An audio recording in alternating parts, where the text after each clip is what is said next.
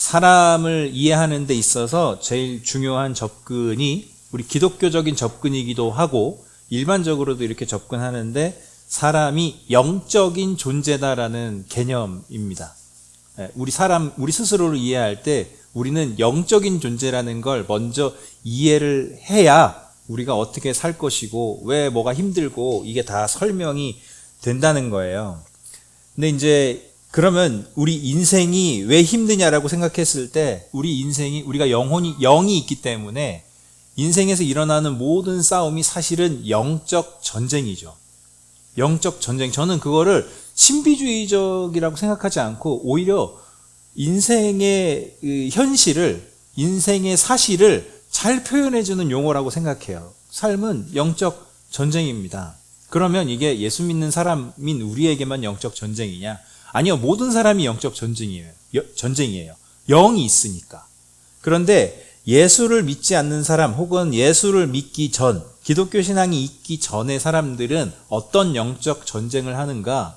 무엇으로도 채워지지 않는 이 영혼의 공허함을 무엇으로 채울 것인가? 이게 영적 전쟁이에요.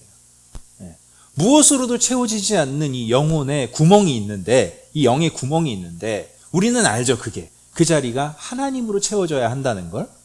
그 자리를, 그 공허함을 계속 무엇으로 채울 것인가가 예수 믿기 전 사람들의 영적 전쟁이고요. 그러면 예수 믿고 난 우리들, 저와 여러분들의 영적 전쟁은 무엇이냐? 예수를 믿고 나서 사는 우리의 삶 속에서 이 전쟁이에요. 인과의 유혹 혹은 인과의 시험에 내가 넘어질 것이냐? 아니면 내가 하나님을 주님으로 모셔드릴 것이냐? 이 싸움이에요. 제가 보니까 우리의 영적 전쟁은 그 싸움이에요. 기도할 때 우리가 여러 가지 용어를 쓰잖아요. 찬양할 때나 이럴 때 보면은 하나님을 하나님이라고도 부르고 전능자라고도 부르고 또 뭐 아버지라고도 부르고 주님이라고도 부르는데 제가 대표기도 할 때 여러분 들어보셔서 알겠지만 제가 제일 많이 쓰는 말은 주님입니다. 아버지라는 말이 싫은 것도 아니고 하나님이란 말이 싫은 것도 아닌데 제가 의도적으로 저는 주님이란 단어를 그 호칭을 제일 많이 써요. 주님 영어로 하면은 my lord잖아요. 나의 주인이라는 뜻인데 저는 그 주님이라는 말을 그 용어를 왜 좋아하냐면 그 단어를 쓸 때마다 주님이라는 호칭을 쓸 때마다 제가 상기하게 되거든요. 제가 자꾸 되새기게 되거든요. 그래, 주님이 주인이시지. 내가 내 삶의 주인이 아니지. 라고 되새기는 거예요. 그렇지 않으면 내가 하나님을 주님으로 모시지 않으면 제가 딴 걸 보더라고요. 다른 걸 먼저 신경 쓰더라고요. 뭐 유명한 예화 있지 않습니까? 베드로가 예수님이 물 위로 걸어오시는 걸 보고 주님 저도 걷고 싶습니다. 그래? 걸어라. 그래서 물 위를 걸어갔죠. 그러다가 빠졌죠. 왜 빠졌죠? 주님을 보지 않았고 물을 봤기 때문이죠. 물을 보니까 두려움이 몰려왔어요. 저는 그 베드로가 물 위에 빠진 그 사건이 우리 그리스도인의 신앙에 있어서 아주 중요한 지침 혹은 가르침이 된다고 봅니다. 신앙이 우리가 없는 게 아니거든요. 신앙이 없는 게 아니에요. 그리스도인들은 누구나 하나님을 믿고 하나님을 생각하죠. 근데 베드로가 물에 빠졌던 그 장면을 생각해 보면요. 순서가 뒤집혔을 때 우리가 흔들리는 것 같아요. 주님을 보지 않고 물을 봤거든요. 그 주님을 보고 계속 갔으면 저는 가끔씩 그런 상상을 해보거든요. 성경 안으로 들어가서 야 베드로가 만약에 물을 안 보고 계속 주님만 보고 갔으면 가다가 주님하고 악수했겠죠. 주님을 만나서 같이 손잡고 배에 탔겠죠. 얼마나 멋있었을까. 그런 생각을 해봐요. 근데 그렇게 멋있었으면 그 베드로의 이야기가 우리에게 좋은 교훈은 되지 못해요. 와 멋있다. 와 나는 왜 베드로처럼 믿지 못하지? 이랬을 텐데 베드로가 주님을 보고 갈 때는 잘 걸어가다가 물을 보니까 두려워서 빠졌잖아요. 우리의 어려운 문제는 뭐냐면요. 주님을 안 믿는 게 문제가 아니고요. 주님을 먼저 보지 않고 다른 거 먼저 본 다음에 주님을 보기 때문인 것 같아요. 다른 걸 먼저 봐버리니 두려움과 어떤 공포가 먼저 온 상태에서 그 다음에 주님을 보니 주님이 나를 도와줄지 아닐지 주님이 나한테 관심은 있는지 없는지 그런 불신앙과 의심이 계속 싹 트는 것 같아요. 그런 우리에게 예수님은 아주 간단 명료하게 말씀하셨거든요. 너희는 마음에 근심하지 말아라. 하나님을 믿으니 또 나를 믿어라. 신앙은 이 싸움인 걸 알려주신 거예요. 우리가 인과의 유혹에 늘 빠져요. 안 좋은 일이 생기면 왜 이렇게 됐을까? 이유가 뭘까? 그럼 그 이유를 찾아서 내가 보수 공사를 하면 그럼 이 문제가 해결되지 않을까? 근데 그게 아니라는 거예요. 그리스도인들의 삶의 방식은 그 인과의 유혹에 먼저 빠지는 게 아니라 먼저 은혜의 주님이신, 우리의 주님이신 하나님을 먼저 볼 것인가 아닌가의 싸움이라는 거예요. 자, 2주 전인데 롤백을 해보면요. 베드로와 요한이 성전에 기도하러 가던 길에 기적을 행하게 됩니다. 성전 미문에서 구걸을 하던 사람, 날 때부터 걷지 못하던 사람이라 그랬죠. 40대의 남성이에요.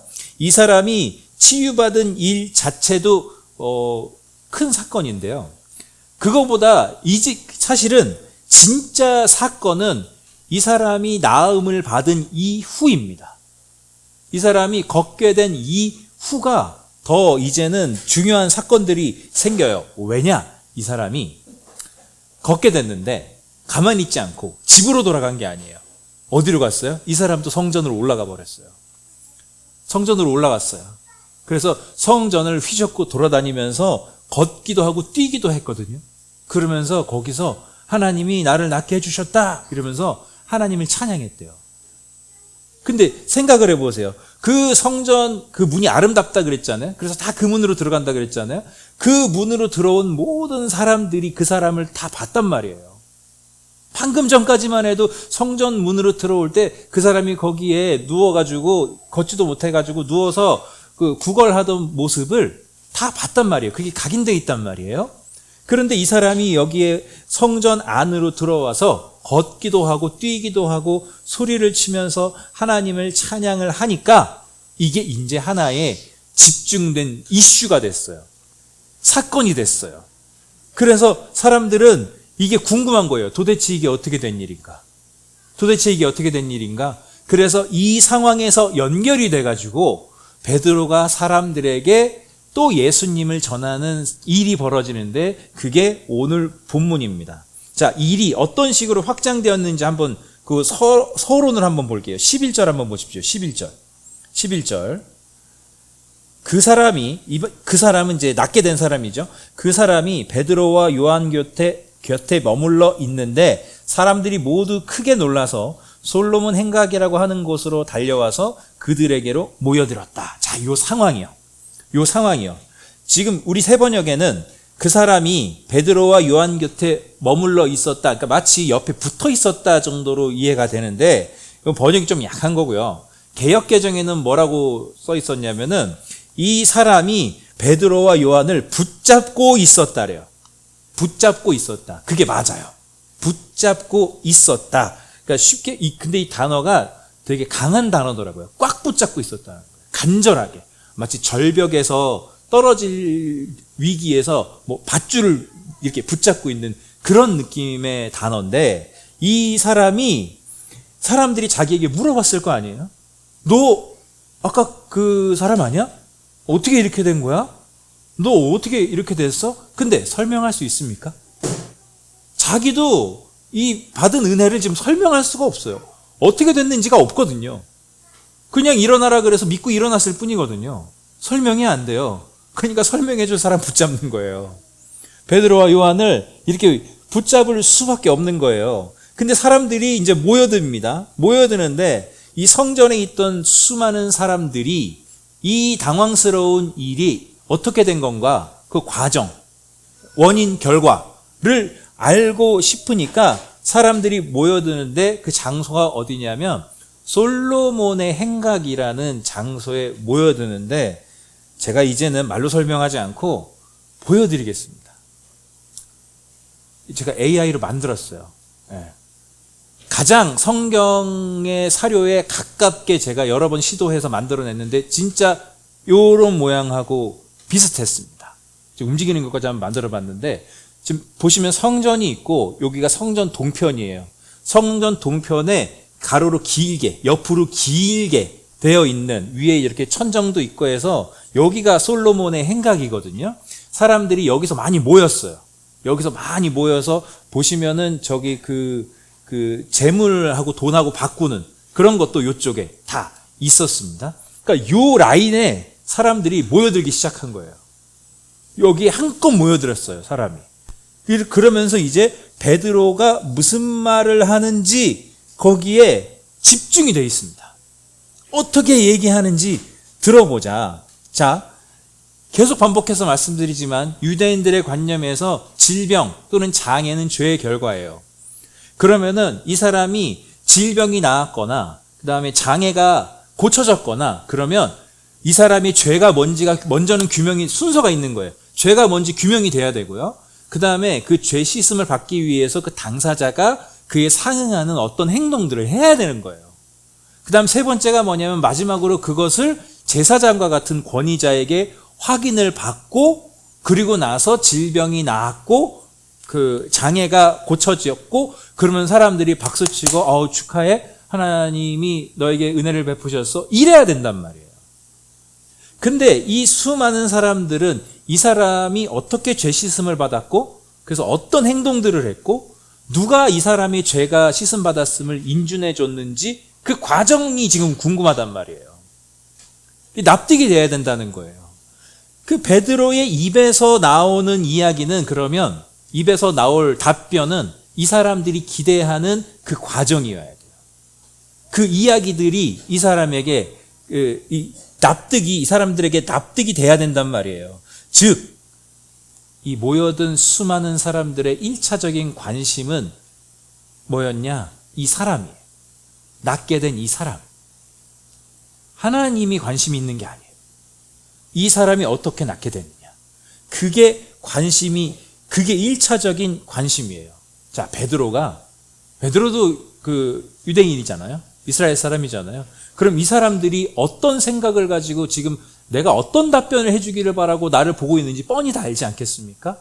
그런데 이렇게 답변하죠. 12절입니다. 12절. 함께 읽어보겠습니다. 12절 시작. 베드로가 그 사람들을 보고 그들에게 말하였다. 이스라엘 동포 여러분, 어찌하여 이 일을 이상하게 여깁니까? 또 어찌하여 여러분은 우리가 우리의 능력이나 경건으로 이 사람을 걷게 하기나 한 것처럼 우리를 바라봅니까? 베드로의 답변은요, 이 사람들의 생각하는 답변이 아니에요. 원하는, 기대하는 답변이 전혀 아닙니다. 의도를 다 아는데도 불구하고 베드로는 오히려 이렇게 말하는 거예요. 왜 여러분들의 관심이 이 사람과 우리에게 있습니까? 마치 우리가 뭔가 대단한 일을 하기라도 한 것처럼 왜 우리에게 관심을 두십니까? 라는 거예요.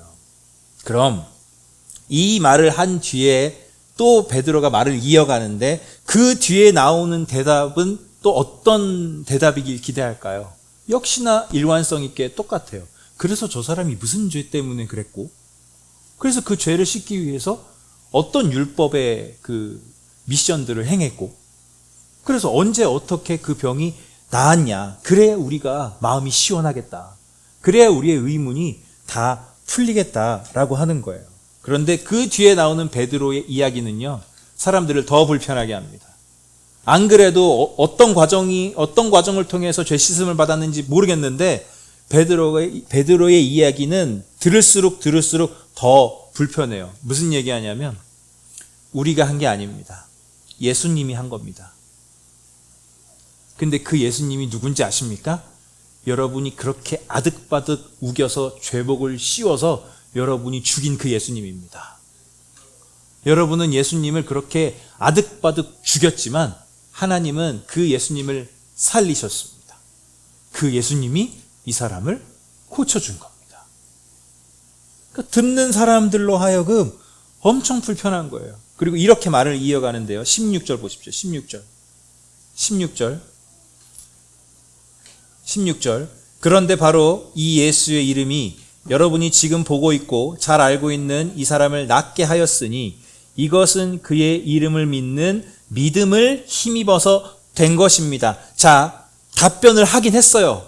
이 사람들이 궁금해하는 것에 대해 답변을 하긴 했어요. 어떻게? 무엇 때문에 이 사람이 낫게 됐느냐? 답변을 하기는 했어요. 이것은 그의 이름을 믿는 믿음을 힘입어서 된 겁니다. 믿음으로 나왔대요. 믿음으로 나왔대요. 그런데 여러분, 이 믿음으로 어떻게 되었다? 믿음으로 되었다. 이 얘기는요, 유대인들에게 세상 불편한 얘기예요. 어떻게 아무것도 안 했는데 은혜를 받냐는 거예요.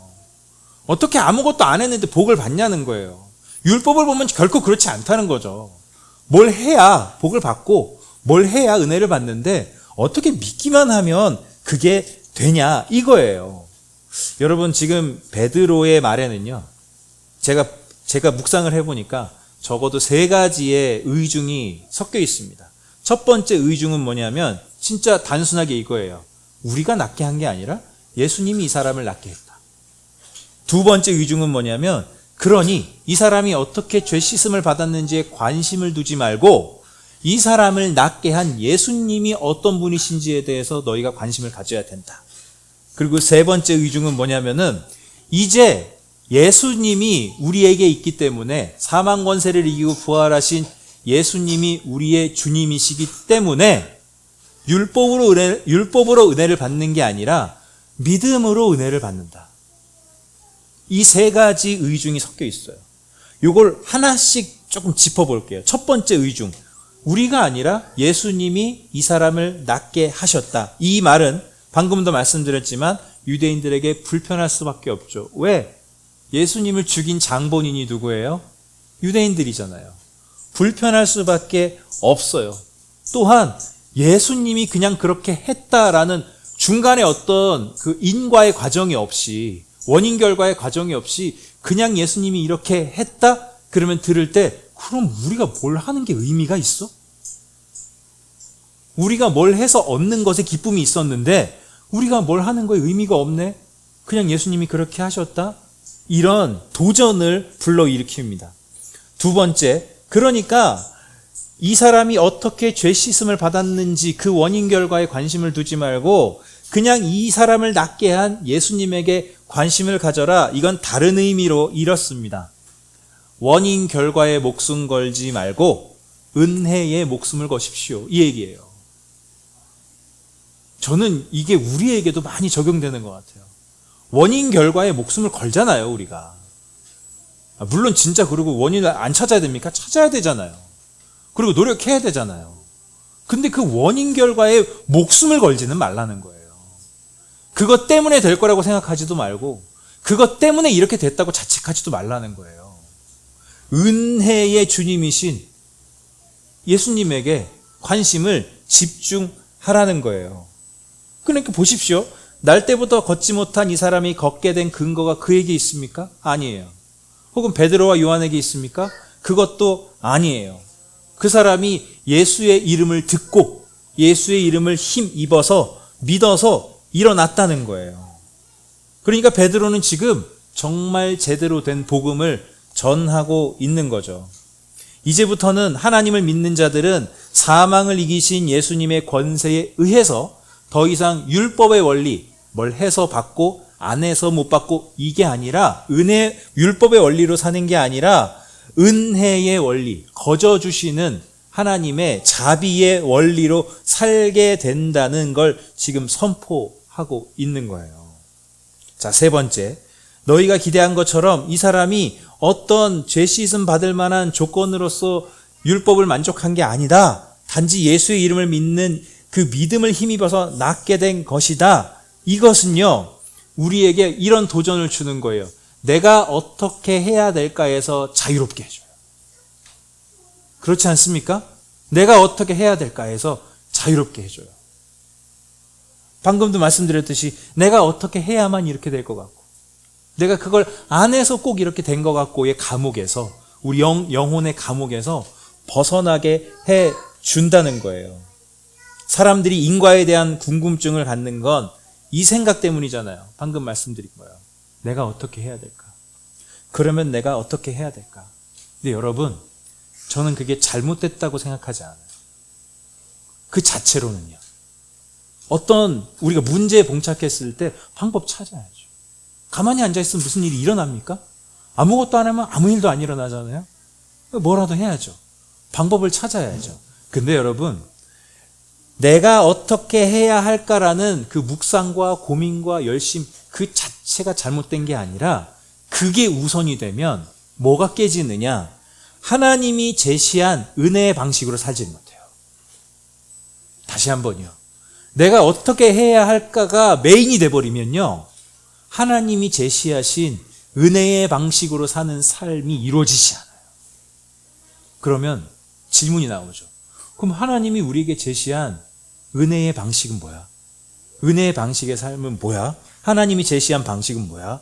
하나님이 제시한 방식은요, 은혜와 순종을 중심으로 사는 거예요. 이 40년 동안 40년 이상을 걷지 못했던, 나면서부터 다리가 문제가 있었던 이 사람이 일어나게 된 과정을 보자고요. 오직 하나님의 은혜 아닙니까?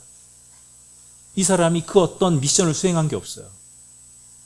오직 하나님의 은혜 아닙니까? 그럼 이 사람이 한 건 뭐예요? 순종한 거예요. 잡고 일어나라고 했을 때 그 잡은 거예요. 우리가 볼 땐, 아니, 그 나은 거에 대비를 하면요, 그 장애가 고쳐진 그 크기를 생각하면 손잡고 일어난 거는 사실 이게 비교가 됩니까? 가치가? 안 돼요. 너무 작아요. 여러분, 우리가 믿음을 왜 믿음대로 살지 못하는, 우리가 왜 믿음대로, 왜 순종하면서 살지 못하는지 아세요? 우리가 그 작은 믿음을 너무 무시하기 때문이에요. 그 작은 걸. 우리 생각에, 이것도 믿음인가? 예, 믿음이에요. 이것도 순종인가? 예, 순종이에요. 그래서 제가 말씀드렸잖아요. 우리가 순종 못하는 이유가 대단한 걸 하려고 해서 못한다고요. 고작 이라고 느껴지는 하나님은 그걸 원하신다고요. 이 걷지 못하던 이 사람에게 하나님이 원하셨던 순종은 딱 그 정도였어요. 예수의 이름을 듣고 희망을 가져보고 믿어보고 베드로가 내민 자기 손을 내밀어서 잡는 거. 이건 해야 되는 거예요. 이 사람에게 필요한 믿음과 순종은 지금은 이거밖에 없고 할 수 있는 게 이거밖에 없어요. 그래서 저는요, 오늘 베드로의 이 말씀이 우리에게 어떻게 보면은 경보도 돼요. 경보 깜빡깜빡 잊지 말라는 거예요. 가장 중요한 것은 하나님과의 관계다. 너희가 가장 먼저 관심을 두어야 할 건 은혜의 주님이신 예수님을 바라보는 거다. 경보예요. 그러면서도 저는 엄청난 위로가 되더라고요. 하나님이 저와 여러분에게 원하시는 믿음과 순종은요, 죄송한데요, 여러분이 생각하는 게 너무 커요. 하나님이 우리에게 원하시는 믿음, 하나님이 생각하시는 거는 아마 저와 여러분이 생각하는 것보다 훨씬 10분의 1 이하, 100분의 1 이하로 저는 작다고 확신합니다. 마음에 저는 엄청난 위로가 되더라고요. 너무 작아서 무시해요, 우리가.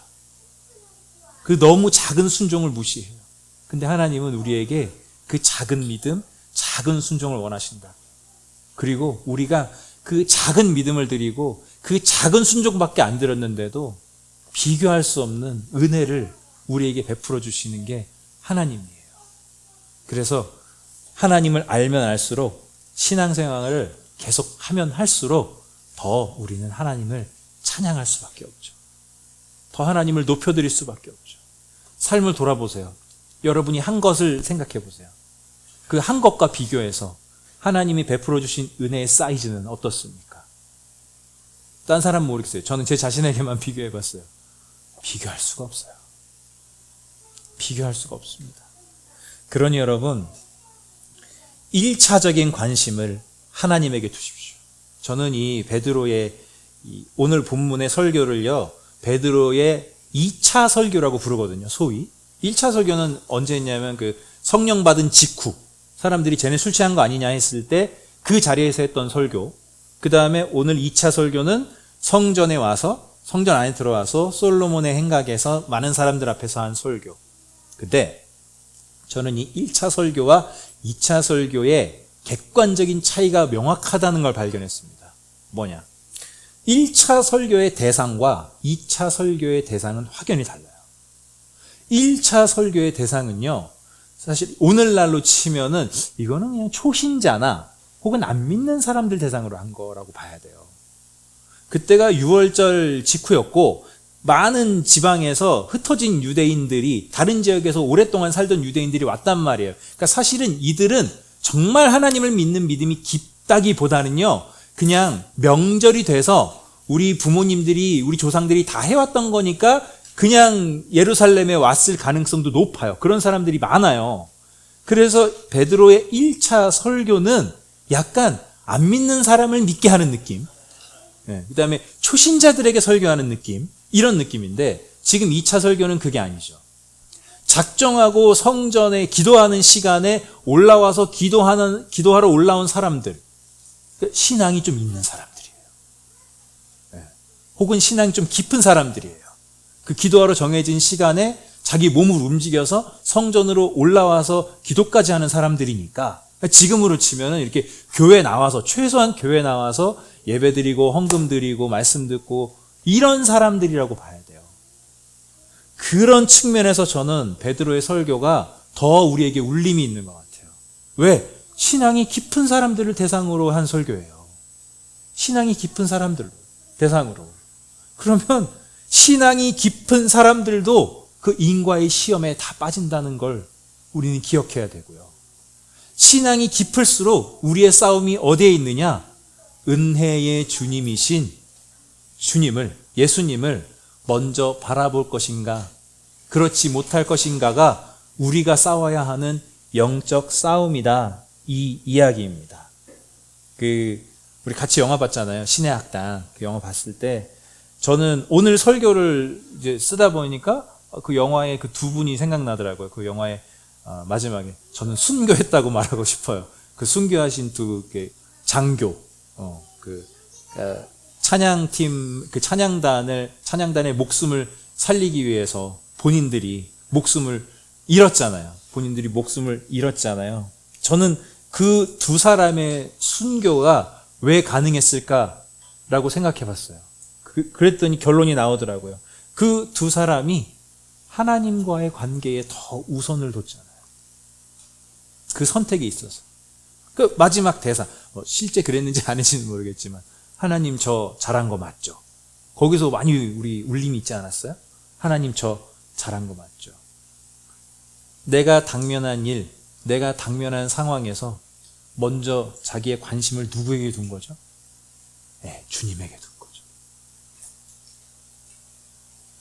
이제 우리의 삶을 한번 여러분 스스로 생각해 보십시오. 저도 마찬가지지만 스스로 생각해 보십시오. 왜 넘어지고 있습니까? 우리가 왜 스스로 힘들어합니까? 우리의 첫 번째 관심이 주님이 아니었을 가능성이 상당히 높죠. 그런데 여러분, 우리가 주님께 관심을 두기만 하면, 우리의 시선이 먼저 은혜의 주님에게 있기만 하면, 하나님이 원하시는 그 작은 순종이 뭔지가 보이고요.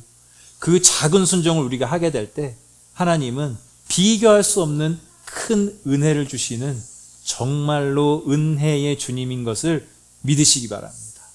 그러니 하루하루 하나님을 먼저 바라보시고, 여러분이 내밀어야 하는 손, 그 작은 순종을 들여서 꼭 매일매일 하나님이 주시는 은혜의 바다에서 헤엄쳐 보시기를 주님의 이름으로 축복합니다.